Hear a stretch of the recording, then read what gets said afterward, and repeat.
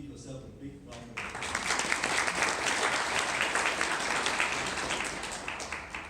Now, your presence reflects your commitment to a cause that is profoundly important, the prevention of suicide and the promotion of it in our communities. Now, suicide is a deeply human tragedy that affects not only individuals, but also families, workplaces, schools, and society as a whole. It remains a serious public health concern in Malaysia and around the world. Now, according to the World Health Organization, some of the stats that I was able to lay my hands on, more than 1 in every 100 deaths globally is due to suicide. And for each death, there are 20 suicide attempts.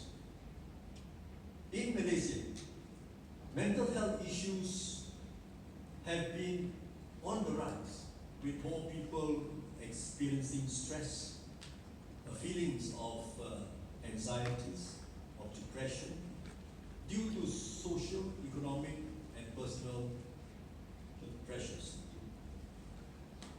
Now, according to the data from the Royal Malaysian Police, and this is the only authority that is authorized to give statistics on matters concerning deaths.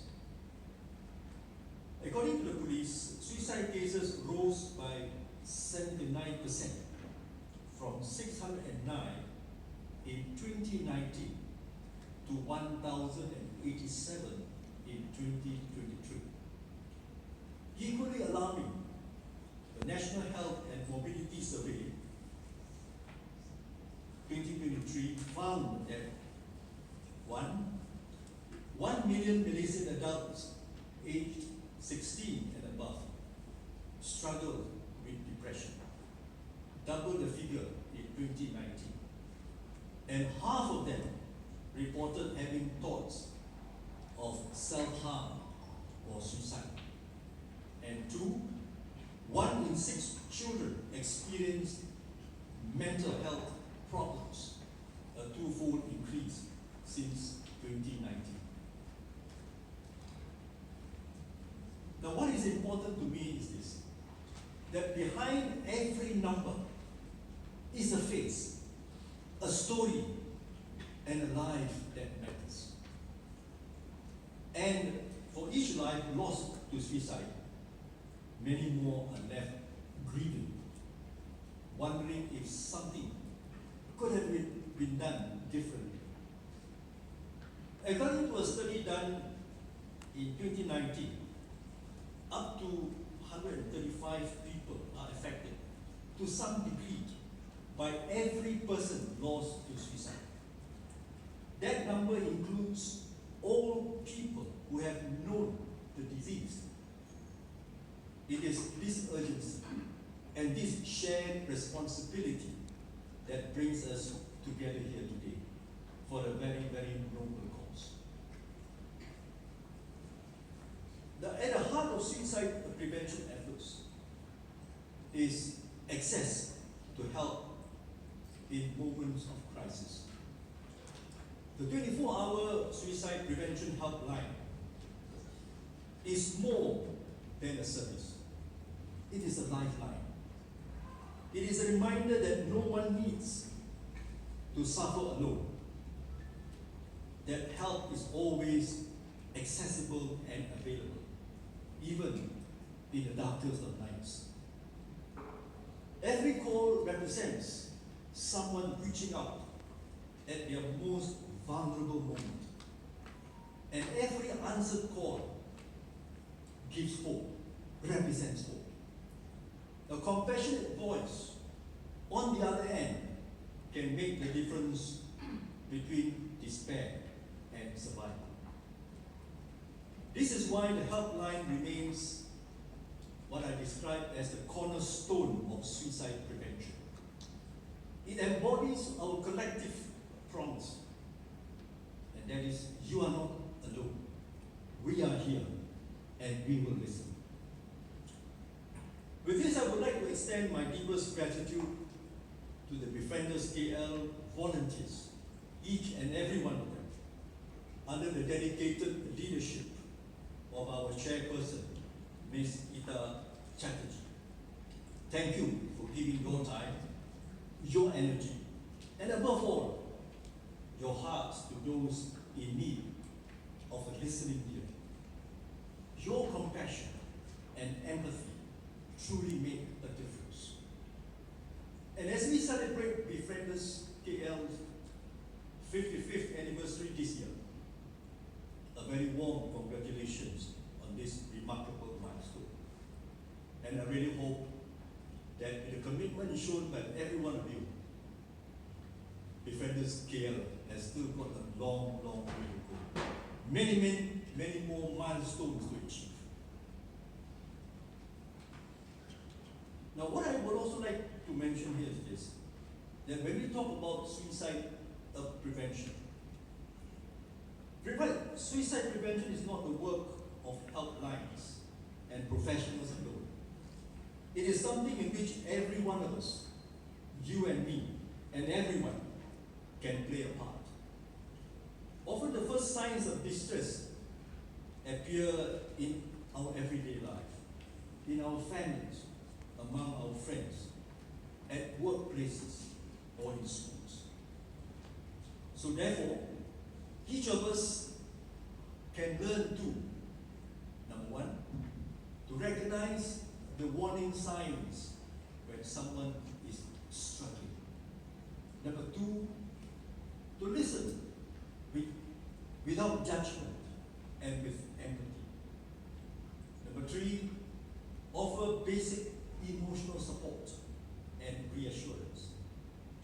Number four, and most importantly, encourage help seeking by connecting them with professional support or crisis services. Now, sometimes even the simplest acts of kindness and presence can give someone the strength to hold on a little longer. In many ways, suicide prevention begins with compassion and genuine human connection. This is why conferences like what you are having today are so important. They provide not only a platform for learning, but also a safer space for conversations. Let's have a conversation. And this is very important, and we must not be silenced by stigma. Over the course of today, I was told, you will explore the many dimensions of suicide prevention with two very able speakers. We will hear the insights from the experts. And the experts, as I mentioned, they are very credible, these people, highly qualified to deal with this subject. Now, I was informed that Professor Muhammad Musin is going to speak on the topic, supporting minds and saving lives in emotional crisis. And this is what we all ought to learn more. And Ms. Evelyn Song will be focusing on youth with the topic, why words matter, youth, social media, and hope. And these are resounding words that are very, very important to each and every one of us. Now, I'm sure we will be able to have a better understanding of what entails in the works of suicide prevention. The importance of it, as well as what role we can play in reducing the suicide rates in our country. We will also engage in skill-based workshops designed by Befrienders KL's training team to equip us with the practical tools, specifically how to apply active listening in supporting someone in distress, particularly someone someone who is having suicidal ideation. And with the skills learned, it gives us the confidence in responding to someone in distress. And it also strengthens our ability to be a source of hope for those who are struggling. Through knowledge, through practice and dialogues, through conversations, we can collectively shift from awareness to action. And action is what is really needed in times of crisis. Now, this conference comes at a truly pivotal moment. Around the world, more and more countries are recognizing the importance of decriminalizing suicide. For me, this is deeply personal. I've always believed that suicide is not a crime. It is a sign of overwhelming emotional pain, a cry for help. And to punish someone for that pain is to add to their suffering and to silence their voice. And it is for this reason that I and many other like-minded Malaysians, many other organizations, we fought a very hard battle with the government to make sure that the law is amended to decriminalize suicide in our country. It was a long struggle, but I'm happy to know that finally we made it. And to everyone, they deserve a good round of applause.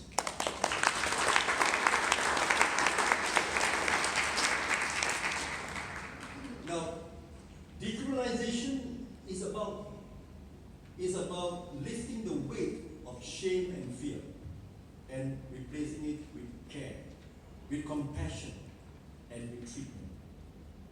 And also it gives me great joy to share that after years of tireless advocacy and standing firm for what we all believe in, the decriminalization of suicide was finally gazetted this year on the 10th of September, fittingly on the day when we commemorated World Suicide Prevention Day. Now this milestone is more than just a legal challenge. It is a promise that from now on, when someone struggles, we will not turn away, we will not condemn. Instead, we will say, you deserve empathy, you deserve support, and most of all, you deserve a chance to be treated and to heal. We must also continue to confront the stigma, and stigmatization is what I would describe a major challenge for all of us. Confronting the stigma that surrounds suicide and mental health is indeed very, very crucial. Stigma silences people. It prevents them from speaking up. It prevents them from engaging in a conversation and reaching out for help. It makes them feel so isolated, so misunderstood, and misjudged. Our hope, my hope, everyone's hope, is that through gatherings like this, we can open up more conversations about suicide. Conversations that are respectful, empathetic, and of course, very important, grounded in compassion. When stigma is reduced, help-seeking behavior increases. When people feel safe to share their stories, to share their struggles, recovery becomes possible. Each conversation we have, whether in a hall like this, or in our daily lives, or at the workplace, family, it can chip away at stigma and replace silence with support. So, ladies and gentlemen, as we begin today's conference, let us remember that suicide prevention is not only about statistics or strategies. It is about people. It is about human beings. It is about affirming life. It is about nurturing resilience. It is about restoring hope. It is about building communities where every person feels valued and connected.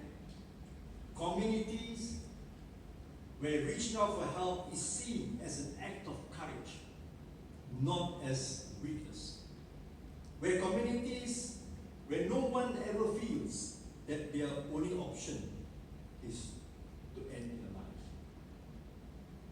So today I invite you not just to listen, but to engage wholeheartedly.